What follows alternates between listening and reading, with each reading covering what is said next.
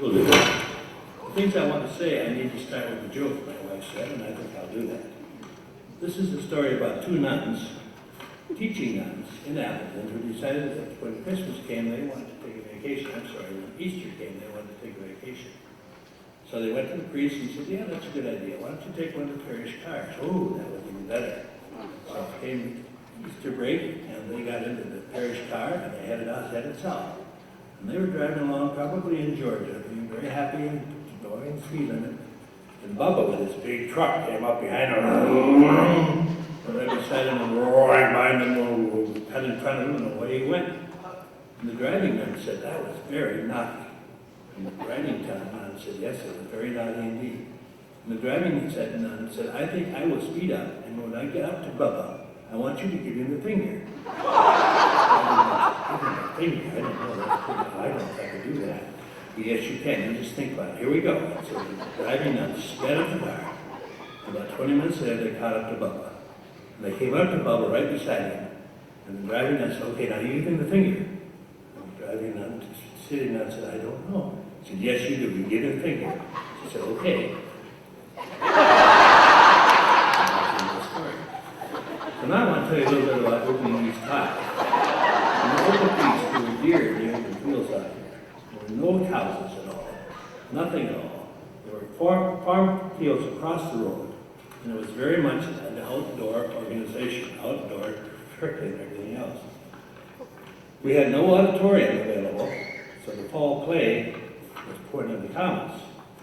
We had no gym, no IMC, no pool, and no athletic field. So all these things had to fall in during this fall while we could one at a time do it. There's another time when we had some very, very cold weather, and of course at that time all the girls and the women had to wear skirts. That's all there was to it. And it was cold. And the student council president came to me and he said, you know, it's really not fair to have all these women and girls wearing skirts when it's so damn cold. I said, you know, you're right. Let's drop the skirts. So they opened up and they were skirts, and that was it. Well, one of the junior high teachers, junior high principals, was very upset by the fact that I was allowing his students, the other students, to wear skirts. So he called me and the superintendent together for a meeting, and we talked about it. And finally, the principal from junior high school said, what am I going to tell my girls about this when I go back? And I said, I don't know, what are you going to tell them? And that's that the superintendent chuckled and went on. There were no more skirts had to be worn, so that worked out very well. Interesting pranks. We had some interesting senior high pranks.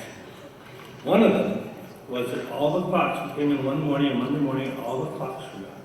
They were gone. Empty spots up here. Fortunately, the clocks plugged in, so we thought, well, these kids are smart, but they're not that smart. So we lifted up the ceiling tile, and of course there were the clocks. We gathered them up and plugged them back in, everything was fine. Well, a year or two later, we came in on Monday morning, and there were no bells ringing. No bells at all. And we said, we know where they are. They're above, so they weren't there. So finally, I found a couple of guys that I thought probably were involved in it, and I called them and I said, okay, where are the bells? They said, well, we don't know. I said, I think you might know where they are. And they said, well, if you had lost something, where would you go to look for it? Well, in the student office over here, there was a big cardboard box with the old mittens and coats and everything else that was left over. So we dug down in there, and there at the bottom of all those were the clocks. So we gathered them up, and we took them out, and we plugged them back in. Well, I had to bring those three of those students in and have a chat with them. And I had to suspend them because it was not good. Well, you know, it was kind of a suspension, and their parents came to them and I said, cool, we're just going to, everything's going to stay fine on their records unless something piles up, and then there'll be no record of this at all. So they agreed that would be fine. So they started that. Graduation gifts were interesting too. Two of them. One of them, the students were coming up to me toward the end, and one of the students had a handful of screws, and he said, here, take these, but don't lose them. I said, okay, so I put them in my pocket. I got there a little later, and the last boy coming up on stage held me 2 license plates. I had just gotten some personalized license plates for my car, and there they were in my hands. Tighten them up, no big deal. Another time, I had a new bicycle, a new motorcycle, and I had an accident with it. And so it was in the early spring, so the senior class decided I needed some help. So every student coming up handed me a Band-Aid. So I had a handful of Band-Aids at the end of this graduation, and I knew that's pretty good. That's all right, we can handle that. Another time at the graduation, I had my speech all written up. It had to do with everything I learned in school, I learned in kindergarten. One of the 4 student speakers got up and gave that speech. So what am I going to do now? I'm still not going to repeat that. So I got very proud and said, you know, you're going to get a lot of recommendations during this time. So I'm just going to give you 2. I said, number 1 is, when you do your laundry, separate the whites and the darks so you don't blend them.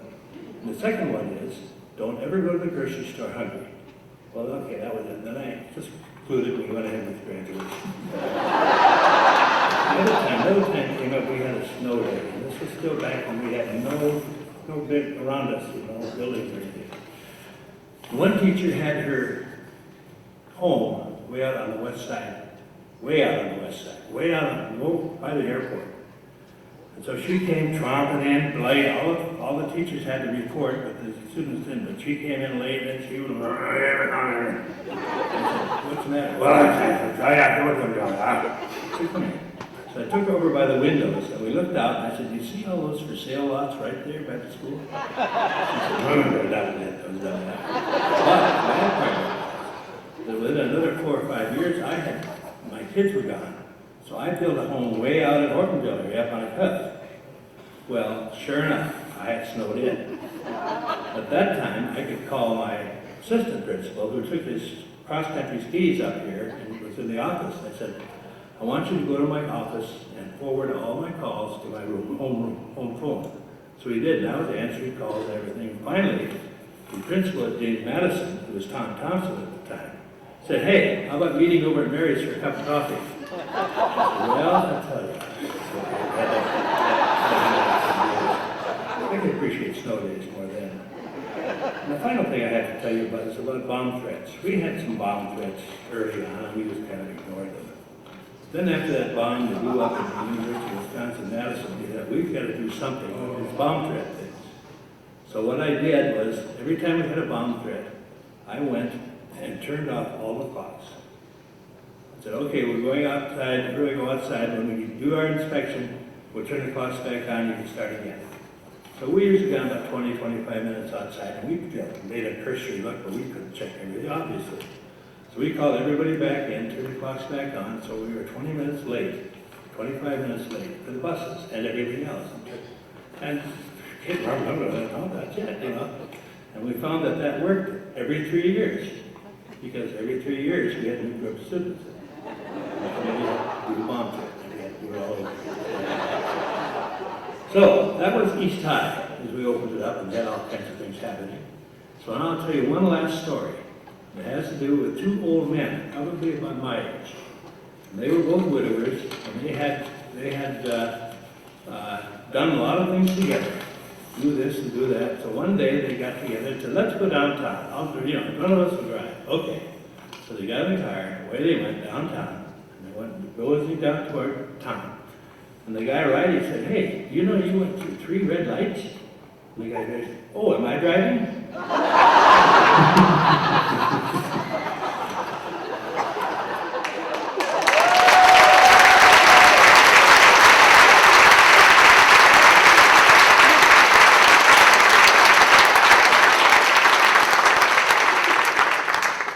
Hi everybody, I'm Dan Van Sickle, choir director here at East.